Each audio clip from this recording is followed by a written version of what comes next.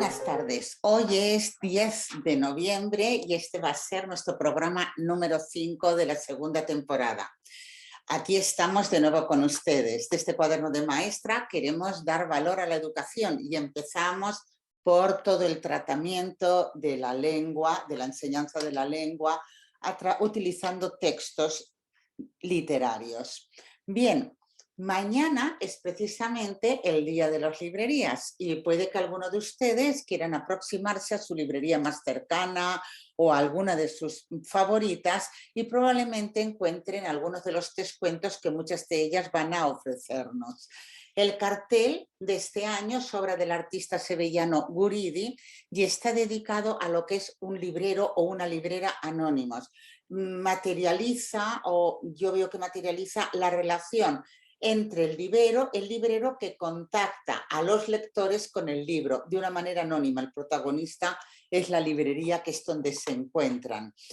Las librerías son muy diversas, son comercios de proximidad de carácter cultural. Y en España tenemos la suerte de que además de vender, pues organizan talleres, reuniones, presentaciones y otros eventos que las convierten en un punto de encuentro y de fomento de la lectura. De este cuaderno de maestra mantenemos una estrecha relación con las librerías. Así que ahora mismo vamos a hablarles de esta relación.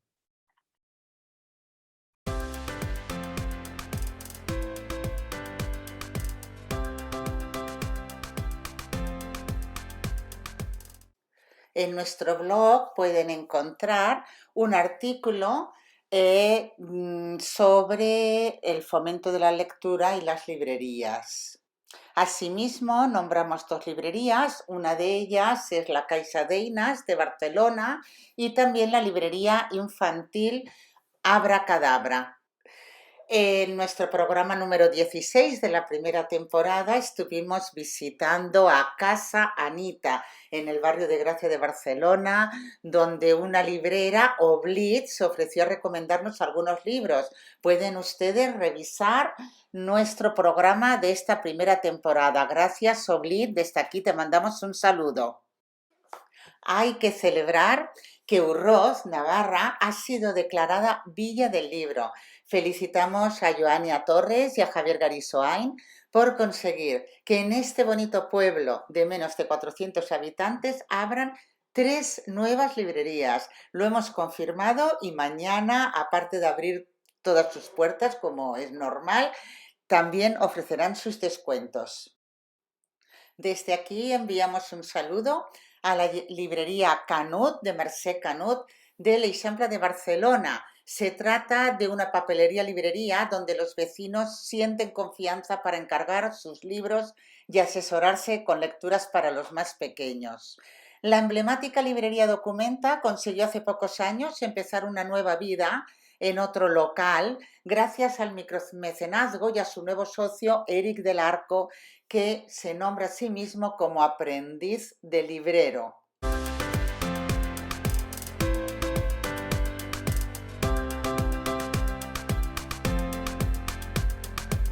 Desde el programa les enviamos un saludo muy fuerte para todos estos comercios que todos queremos y que nos han acompañado y nos acompañan toda la vida. Y si alguno de ustedes quiere ponerse en contacto con nosotras para sugerirnos alguna librería infantil o alguna librería que trata la literatura infantil, que esté a su agrado, o también comentar las actividades de su librería si son ustedes libreros, saben que pueden hacerlo a través de nuestras redes sociales. Pasemos ahora al sumario. Tras estas imágenes que ustedes acaban de ver de la librería, cuando yo acabe de hablar, tendremos una conversación con Ambrosio Lacosta. Ambrosio Lacosta es especialista en literatura y en lectura. Dirige en una biblioteca municipal de Huesca un taller, no es digamos que sería una tertulia literaria, no es un club de lectura, de la cual tengo el honor de formar parte y desde aquí mando un saludo para las bibliotecas municipales de Huesca y para las compañeras y compañeros que comparten la sabiduría de Ambrosio. junto conmigo. Aprendo mucho de él. Muchas gracias. Bueno, acabaremos con Ambrosio Lacosta, que es una pequeña entrevista en la que conversamos con él y el testimonio de hoy estará a cargo de Bertolt Brecht. Será una poesía de Bertolt Brecht. A continuación, Giovanna Otín y Ana Teberoski van a profundizar sobre el tema que empezaron la semana pasada, que es escribir entre dos personas.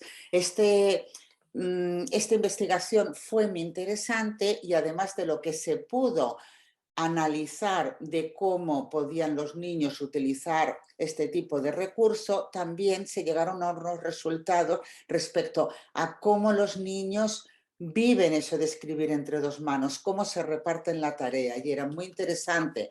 Se pudo realizar con niños en España, en la parte de Cataluña en catalán, utilizando la lengua catalana, y también en Italia. Y siempre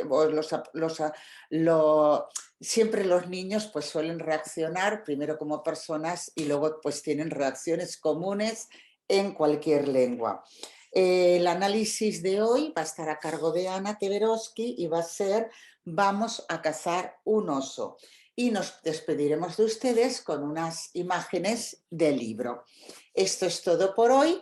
Disfruten mañana de su Día de las Librerías si tienen ocasión y esperamos que les guste. Hasta la próxima. Ahora nos vemos. Hoy vamos a entrevistar a Ambrosio Lacosta. Ambrosio es un especialista en literatura y en lectura, y entonces queríamos preguntarte cosas sobre la lectura. Tú sabes que en la facultad hay colegas que me han consultado, me han comentado que evalúan en este momento que los jóvenes leen menos, o sea, o que son más perezosos a leer, que no tienen hábitos de lectura, que siendo letrados, digamos, han llegado a la universidad, no es un problema de saber o no leer, sino que tienen una cierta pereza, digamos, en encarar la lectura demasiado larga, demasiado complicada, etcétera, ¿no? Entonces, por otro lado, tú piensas, bueno, a los estudiantes universitarios son poco lectores, pero las editoriales producen cada vez más libros, entonces ahí hay un contraste. ¿Lo ves así tú? Sí, bueno, gracias por lo especialista, aunque es un elogio claramente exagerado. El experto en, digamos, coordinación de las ediciones de la lectura en España, José Antonio Millán, sostiene que durante el confinamiento aumentó muchísimo el índice de lectura entre los españoles. El 57% leyó con frecuencia durante este estado de confinamiento. ¿Tú crees que ha influido? Bueno, claro, evidentemente la gente no tenía otra cosa que hacer que leer, pero eso es, digamos, influye en una cierta permanencia, en una cierta adquisición del hábito, ¿o qué? Bueno, durante el confinamiento había otras cosas, estaba internet, estaba el teléfono, estaba la televisión, con las películas y con las series. Es posible que al no poder salir, sobre todo en un país que tiene costumbre de salir, porque suele hacer buen tiempo, pues esta retirada, esta cautividad haya llevado a leer. Habría que ver qué tipo de cosas se han leído, ¿verdad? La estadística genérica de cuántos leen, cuántos libros se editan, no dice por mucho. sí mismo dice poco. Sí, de acuerdo. Luego, otra cosa que también quería comentar contigo es las reflexiones de Robert Dalton sobre lo que es la lectura. Entonces, él sostiene que el libro no está muerto, a pesar de todo lo que hay, digamos, la publicidad o los medios insisten en que el libro está muerto. Él dice el libro no está muerto, el libro papel o el libro digital. ¿Tú qué dirías? Creo que esto obligará en un plazo quizá no muy largo y ojalá a que aumente la calidad material de los libros. Sí. Es decir, habrá que rechazar los libros pésimamente editados que se ven cada vez más. Es decir, a fin de cuentas la lectura es también un ejercicio físico y cuanto más el medio sea más amable, se pueda transitar más fácilmente, pues más feliz será la lectura. Si eso es así, si para lo electrónico y para lo de usar y tirar queda los malos, digamos así, productos y eso hace que mejore y que aumente y que se preserven los libros con gran calidad material, y me refiero al papel, a la encuadernación, a la tipografía, a la maquetación, etcétera, pues estupendamente. Mejorará el libro como objeto, digamos. Sí. Luego, otra de las cosas que reflexiona Darton también es sobre la cuestión de la información. Él sostiene que hemos entrado en la era de la información. Bueno, esto lo dice mucha gente, ¿no? Y que cada época tiene su sello, su estilo, etcétera. ¿Tú dirías que la lectura de información o por otros medios? La verdad es que yo creo que por otros medios. Sí, no son por los la libros. información sirve para lo que sirve y en exceso, bueno, la teoría de que produce ruido. Frente a eso, quizá sin llegar a ninguna radicalidad, hay que defender la lectura sosegada, la lectura pausada, claro. Asimilando y dejándose penetrar por lo que los buenos libros dicen. Dicen, sí. Hay una cosa que hemos comentado hoy que me gustaría compartirlo con todos, que es, bueno, se dice que el libro te sirve para recuperar o para, digamos, memoria e imaginación. Y tú estás diciendo que más memoria que imaginación, y de esta manera se explica que ciertos tipos de libros descriptivos hayan perdido, digamos, un poco de público, ¿no? De alguna manera. Sí, porque vivimos en un tiempo ya hace bastante un tiempo de imágenes. Entonces, las descripciones que hacía Balzac en sus novelas de los muebles, de los apartamentos, realmente ya no son necesarias. Luego, por otra parte, incluso la memoria lo dice muy bien Modiano al final del discurso de recepción del Nobel. La memoria es fragmentaria, es decir, no podemos pensar en un ejercicio de esos tan inmenso de recuperación de memoria como el que hizo Proust. Ahora son fragmentos fogonazos, ¿no? Entonces no tiene, ya digo, acostumbrados a tantas imágenes y además más o menos viajados, sabemos cómo son otros países, cómo son otras cosas, y ya no hace falta esa descripción tan detallada. Claro, eso ha cambiado, digamos, últimamente el estilo. Claro, se hace más cada vez difícil leer novelas o de otra época.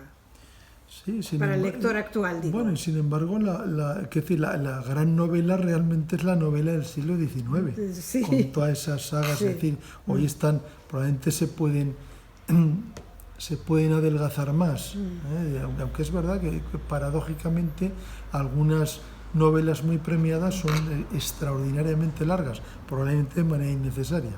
De manera innecesaria, es verdad.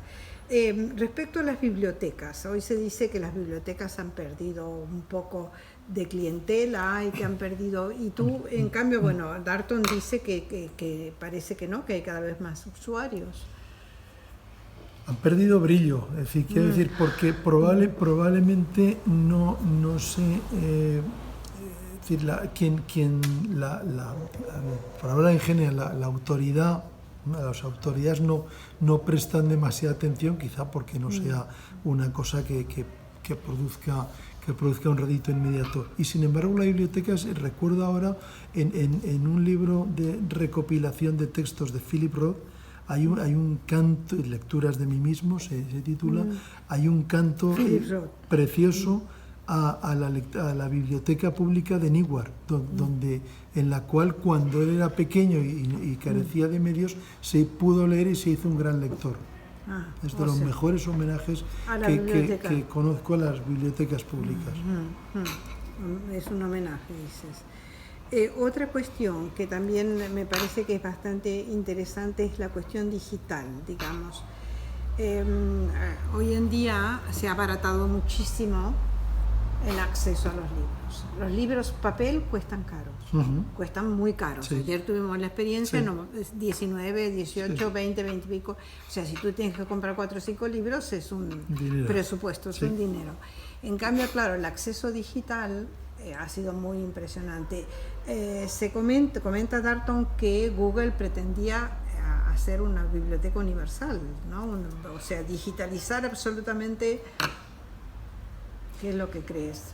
Tú, No. bueno, el lector, yo me he acostumbrado a hacer digital, que yo leo digital, pero claro, el papel me gusta más. A mí me gusta más el papel. Es verdad que pensando en un país como España, donde los libros desaparecen y se agotan tan pronto Claro. y son inencontrables, pues una digitalización no estaría mal.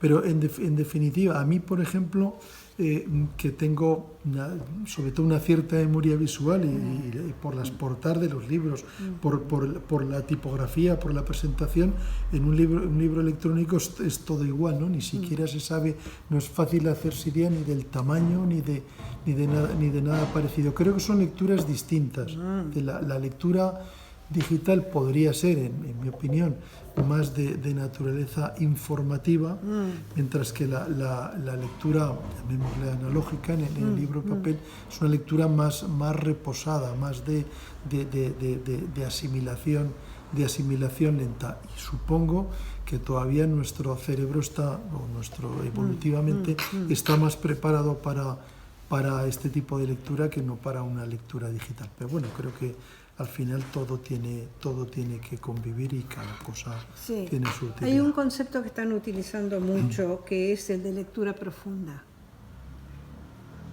¿Tú lo utilizas también? Esa lectura lenta es la lectura profunda. Sí, yo creo que la lectura de verdad ha de ser una lectura lenta y profunda, ¿no? Sí. Que deje rastro, que deje huella, aunque al final no es necesario acordarse exactamente de qué sucede. Queda ahí una atmósfera, una fosforescencia, que diría Modiano, ¿no? Sí. En cuanto a la lectura, ¿tú serías de la idea de reunirlos por tema, reunirlos por autor, reunirlos, digamos, si tuvieras que dar un consejo a los maestros o a los alumnos? Bueno, yo buscaría, claro, que además la literatura y sobre todo la novela es un género, digamos, impuro, mestizo, mezclado. Yo creo que lo ideal sería buscar hilos conductores, ¿no? Eso que los italianos llaman filo rosso, ¿no? Sí.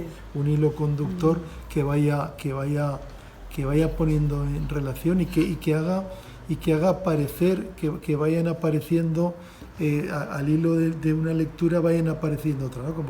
Como quien coge las cerezas y y todo eso crea una especie de microcosmos donde las cosas van teniendo sentido. Se va como si uno tejiera un tapiz cada vez más denso. Pero el que sería de la idea de que fuera temático. Sí, porque el tema puede ser un autor, puede ser un país, puede ser una tendencia, un estilo. Preguntas a un obrero que lee. ¿Quién construyó Tebas, la de las 7 puertas? En los libros figuran solo los nombres de reyes. ¿Acaso arrastraron ellos bloques de piedra? Y Babilonia, tantas veces destruida, ¿quién la construyó otras tantas? ¿En qué casas de Lima, la resplandeciente de oro, vivían los albañiles? ¿A dónde fueron sus constructores cuando terminaron la gran muralla china? Roma, la magna, está llena de arcos de triunfo. ¿Quién los construyó? ¿A quiénes vencieron los césares? ¿Sobre quiénes triunfaron? Bizancio, tan loada, ¿Acaso solo tenía palacios para sus habitantes? Hasta la legendaria Atlántida, la noche que fue devorada por el mar, los que se ahogaban clamaban ayuda a sus esclavos. El joven Alejandro conquistó la India. ¿Él solo? César venció a los galos. ¿No lo acompañaba siquiera un cocinero? Felipe II lloró cuando se hundía su flota.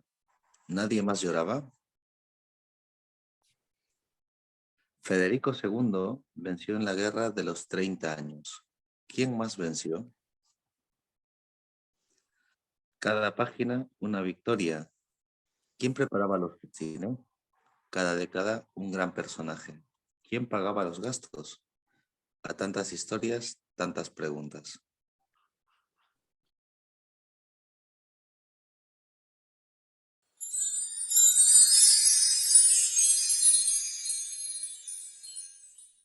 Hola, buenas tardes. Vamos hoy a seguir con la exposición de la investigación que hizo Giovanna Ortini. Ortín. Y en este caso ella nos va a explicar cómo hicieron los niños para escribir 3 lenguas entre 2 niños. O sea, la cuestión esta de compartir y que sea tan interactivo, es posible un factor que explique todos estos resultados tan interesantes. ¿Comienza, Giovanna? Sí, buenas tardes. Entonces, tomando el discurso de la otra vez, estamos hablando de la escritura entre 2 niños. La tarea era escribir reescribir un cuento que es La princesa y el guisante de Andersen. El cuento se había leído a los niños en 3 idiomas, en italiano, catalán y castellano. Y nuestro objetivo era averiguar la capacidad de compartir el texto y la escritura, los elementos lingüísticos y gráficos entre 2 niños y conocer el grado de conciencia y manejo de un género textual, el narrativo, y de este cuento en particular. La condición de la tarea era la lectura por parte del adulto en 3 lenguas, que los niños tenían que escuchar, visualizar el libro del cuento y reescribir el cuento entre 2. Compartir, es decir, compartir una tarea de reescritura. En acción, los niños tenían que atender a la lectura en voz alta, compartir, decidir y distribuir los papeles, es decir, los roles entre los 2 participantes, y la gestión e interacción entre participantes, la discusión metalingüística sobre aspecto lingüístico y gráfico de la tarea y la distribución de lápices de colores diferentes para cada uno de los participantes. Esto nos permite y nos permitía de tener el registro de la distribución del texto. La duración de cada reescritura no tenía restricciones, pero la duración real fue entre 45 y 70 minutos. Participaron a esta tarea 6 parejas de alumnos. La escritura se realizó, como se puede ver, en catalán, castellano e italiano. Se evidencia, queda bien evidente el texto escrito por cada uno de los participantes, ya que se diferencian los 2 colores, azul y verde. Esta diferenciación de los colores nos permitió observar que hay una segmentación del texto. Parece que los niños, en darse el turno de escritura, están delimitando unidades del texto, como nosotros hemos individuado diferentes unidades. Las primeras unidades son de tipo gráfico, por ejemplo, el número de palabras. Ya que los niños estaban hablando mientras escribían, comentaban lo que decían, está puesto aquí el texto como la conversación. Por ejemplo, la niña, este texto en italiano, dice, hacemos 5 palabras cada una. Es un criterio para ellas para segmentar el texto, el número de palabras. Para Pili, que va la otra.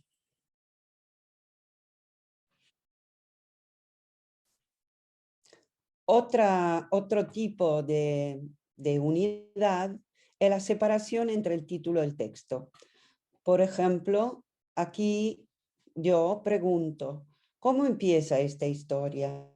Y el niño dice, la escribe ella, porque yo ya he escrito el título. Efectivamente, resulta en un color, es decir, el primer escritor escribe el título y la otra escribe la otra línea.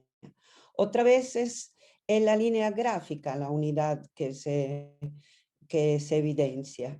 Aquí el niño dice, hacemos una línea cada uno y se ve más o menos claramente aquí que efectivamente la línea tiene como, es el criterio que se ha usado, tiene como una valencia lingüística. Otra vez las unidades que se evidencian son unidades estructurales. Los episodios. Aquí los niños han cambiado de mano, se han alternado según los episodios. El texto en catalán y como los episodios en este cuento son bien cortitos, aquí digamos, la unidad que se evidencia es el episodio. Había una vegada un príncipe que buscaba una princesa de Vaudevaux. Primer episodio. Había una vez un príncipe que buscaba una princesa de verdad. Y el segundo episodio, iba a salir a buscar una princesa de verdad. Y así siguiendo. Digamos, la unidad aquí es el episodio. Otras veces son las unidades lingüísticas que los niños evidencian. Entonces aquí se ve más claramente que son unidades enunciativas. Había in italiano, c'era una volta un principe che voleva una principessa per davvero. Había una vez un príncipe que quería una princesa de verdad. Pero todas las que encontraba tenían un defecto. Los niños aquí lo dicen claramente, no siempre evidencian el criterio, pero aquí, como en otros casos, sí. Una niña dice, ahora me toca a mí, más o menos a mitad de la tercera unidad. Y la otra contesta, no, espera, deja que termine la frase. ¿Qué es lo que este tipo de tarea posibilita? Bueno, nosotros hemos evidenciado que se han puesto a la atención la segmentación de unidades textuales por el cambio de mano. Los niños han seguido diferentes criterios. Criterios de tipo material gráfico, por ejemplo, el recuento de palabras, la separación entre el título y el texto, la línea gráfica, o un criterio de tipo estructural, los episodios del cuento, o criterio de tipo enunciativo sintáctico, que ellos han definido como frase.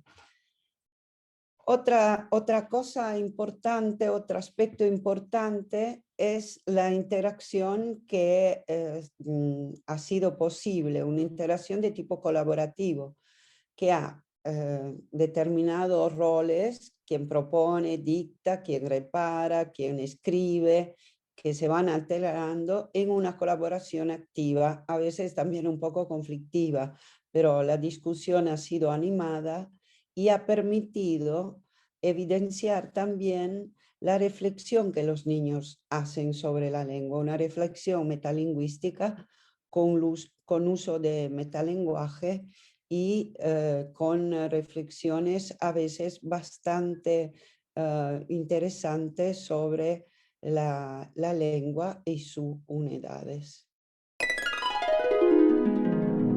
Ahora vamos a hablar de un cuento que se llama Vamos a cazar un oso, de Michael Rosen y Ellen Oxenbury. Este cuento es muy interesante porque se trata de un viaje, 4 niños a cazar un oso.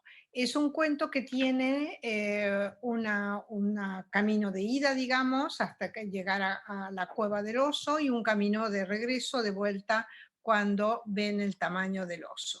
La experiencia de ver el oso los desalienta, digamos, del proyecto de cazar el oso. Vamos a considerar los aspectos generales de este cuento en las dimensiones de lo narrativo, lo lingüístico y lo gráfico. Vamos a describir este cuento, que es un cuento de tipo narrativo, tipo álbum. Lo vamos a describir teniendo en cuenta los aspectos narrativos, lingüísticos y gráficos. Respecto al aspecto narrativo, es un cuento del género cuento y su estructura es repetitiva con pequeñas variaciones. Se trata de un recorrido en un camino de ida y luego en un camino de vuelta.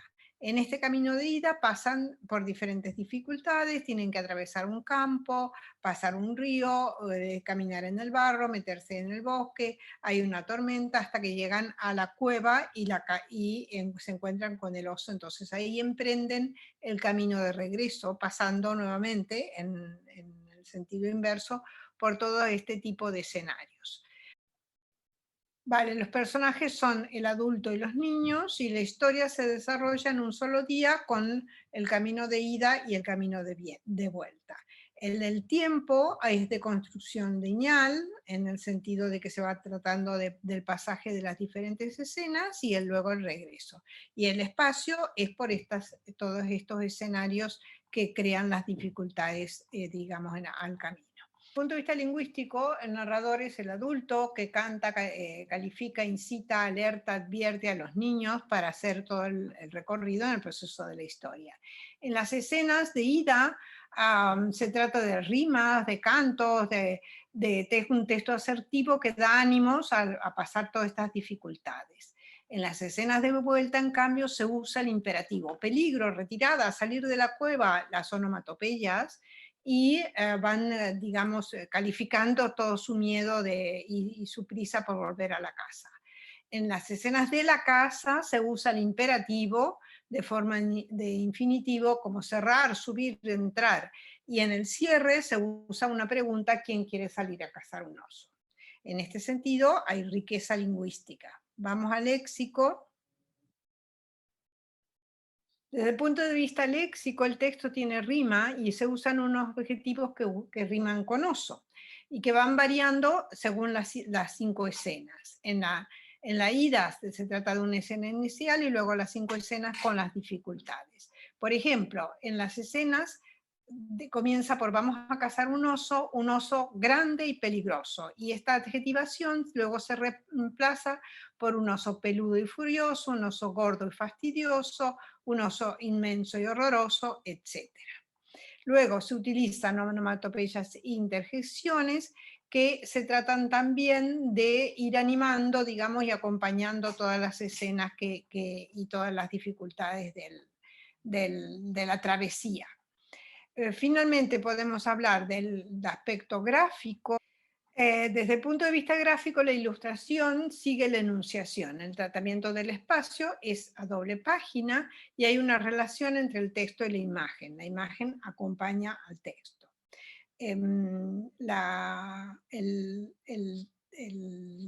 Las letras van cambiando de tamaño y de tipografía según sea el texto a la ida, el texto al regreso, digamos, que acompaña el miedo, y luego las onomatopeyas que se diferencian según las escenas. En cuanto a los valores, se trata de un enfoque ecológico en el que se muestra que no siempre, digamos, las intenciones y los deseos de los personajes pueden estar de acuerdo con las condiciones en este caso, del animal, del oso. Vamos a cazar un oso es un cuento de doble dirección, de ida y de vuelta. En la ida se tiene la intención de cazar el oso y en el regreso se tiene el miedo, digamos, de aquellos que querían ir a cazar el oso. es de alguna manera una consideración de cuáles son las condiciones de vida reales de los animales. Es un cuento muy interesante para trabajar en segundo, tercer curso hasta cuarto curso de primaria. Buenas tardes. Vamos a hablar de Christine Nostinger. Es una autora muy prolífica. Nació en el año 1936 y falleció hace poquito, en 2018. Ella es una autora austriaca, pero que también tiene mucha relación con Alemania. Christine tiene libros escritos e ilustrados para niños pequeños, por ejemplo, Que viene el hombre de negro o Ana está furiosa, en la que destaca situaciones que son bastante familiares, que tienen que ver con niños pequeños y con sus familias, su padre, su madre, y los textos son bastante sencillos, pero muy profundos en el contenido. Vendrían luego, por ejemplo, los libros de Franz. Los libros de Franz, pues quizás serían adecuados para niños y niñas de primero, de segundo, de primaria. Y siguen siendo libros con mucha temática familiar, es decir, que lo pueden leer los niños, las niñas, pero también se puede leer en familia y desde luego son textos muy adecuados para leer en la escuela. Me voy a centrar ahora en unos personajes que Christine Nostinger tuvo muy presentes en su bibliografía. Son Susie y Paul. De hecho, hay varios libros. Del que más vamos a hablar ahora va a ser de este, Querida Susie, querido Paul. Más adelante escribió Querida abuela, tú Susie. Después escribió el diario secreto de Susie y el diario secreto de Paul. Y más adelante todavía, ya con una Susie adolescente, escribió La auténtica Susie. Esta es una peculiaridad de Christine Nostinger. Tiene algunos personajes de los que ha escrito varios libros, por ejemplo, de Franz, de Susie y Paul, como ya he citado, o por ejemplo de Minnie. Dentro de la serie, el primero que escribió fue Minnie y el gato. Esta es una de sus últimas producciones, la serie de Minnie. Tiene aproximadamente 12 títulos de Minnie y una de las características de Minnie es que las ilustraciones son de una de las hijas de Christine Nostinger, la que precisamente lleva el mismo nombre que su madre, Christine Nostinger Jr. Tanto Querida Susie, querido Paul, como Querida Susie, tu abuela, perdón, al revés, Querida abuela, tu Susie, como la serie de Minnie y el gato, son libros muy adecuados para niños y niñas de 7, 8, 9 años. Ahora iremos viendo algunas de sus características. La mayoría de los libros de Christine Nostinger se sitúan en la familia, familias muy peculiares. Familias, por ejemplo, que están formadas por mujeres y en las que a lo mejor solo hay un niño rodeado de mujeres. Familias en las que el padre a lo mejor está en otro sitio, ha desaparecido o no se habla de él. Familias que adoptan, familias que recogen niños en el verano, como por ejemplo intercambio con un inglés, y en el que se ve la diferencia de educación, las problemáticas que los niños viven en una familia o en otra. Christine Nostinger es una mujer feminista que apuesta por modelos de familia que en la época en la que ella escribió los libros quizá no eran los que más se llevaban. Entonces ella recibió muchas críticas por ese tratamiento que hacía de la familia o de la educación o de otros temas. Un libro muy emblemático del que espero poder hablar en otra ocasión es Conrad, el niño que salió de una lata de conservas. Bueno, vamos a entrar en Querida Susie, querido Paul. Es un libro que la tipografía va a ser muy adecuada para los niños y niñas de esta edad, incluso para aquellos que todavía no tienen una competencia lectora muy desarrollada. Es una tipografía con letra bastante grande que va a facilitar esa lectura. Por otro lado, la tipografía nos ofrece muchas más cosas. Nos ofrece, por ejemplo, unas cartas escritas a máquina, con unas máquinas antiguas, no con las de ahora, como saldría por ordenador.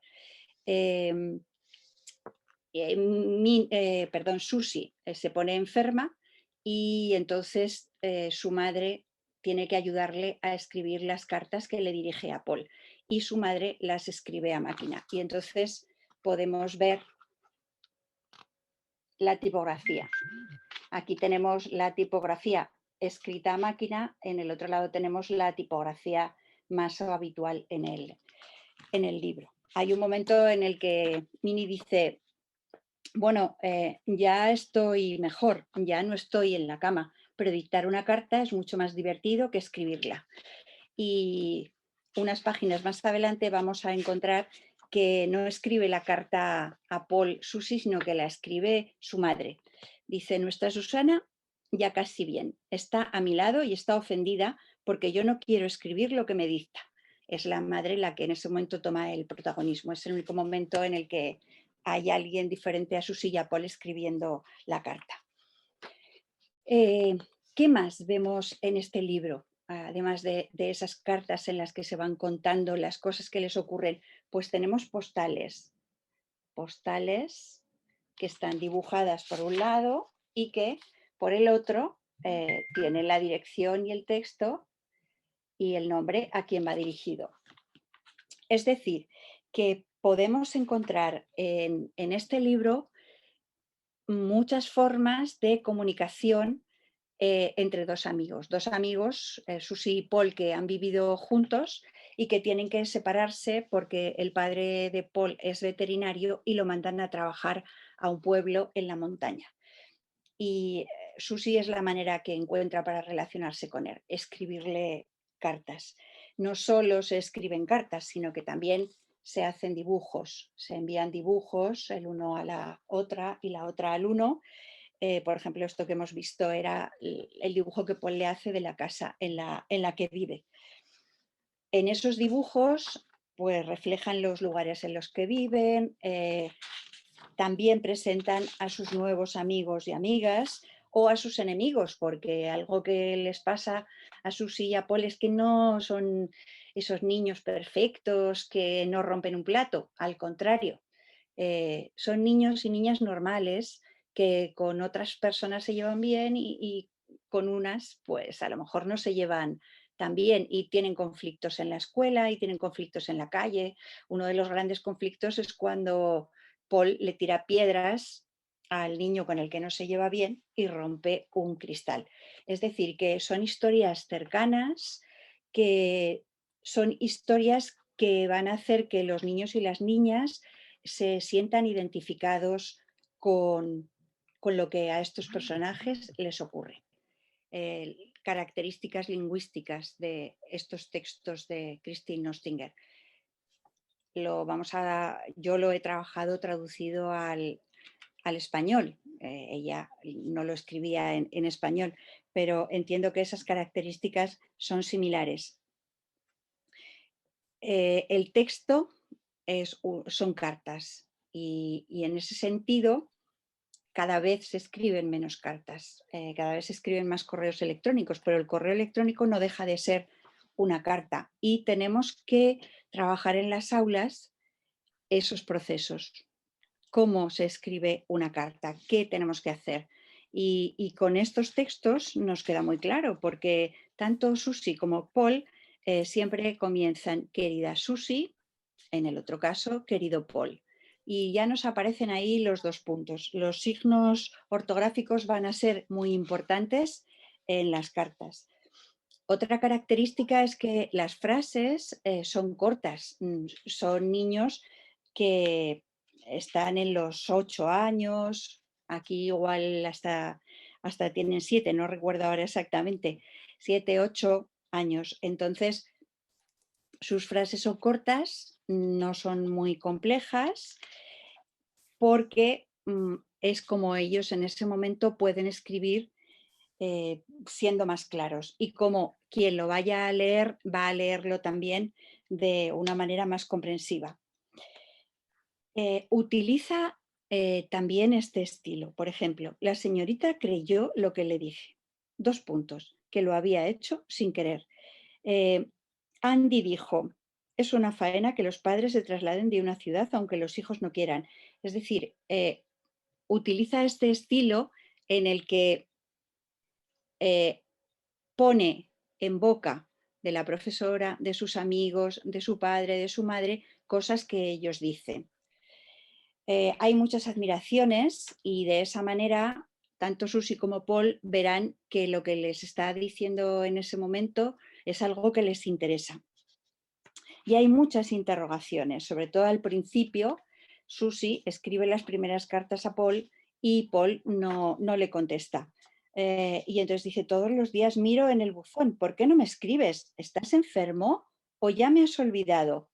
Es decir, la interrogación también va a ser un elemento muy importante de estas cartas, porque como se han separado y cada uno está viviendo en un sitio, Susie necesita saber cómo es ese espacio y esas personas nuevas a las que Paul está conociendo, y por otro lado Paul quiere saber de sus antiguos compañeros de clase, de los juegos y de los lugares a los que Susie acude.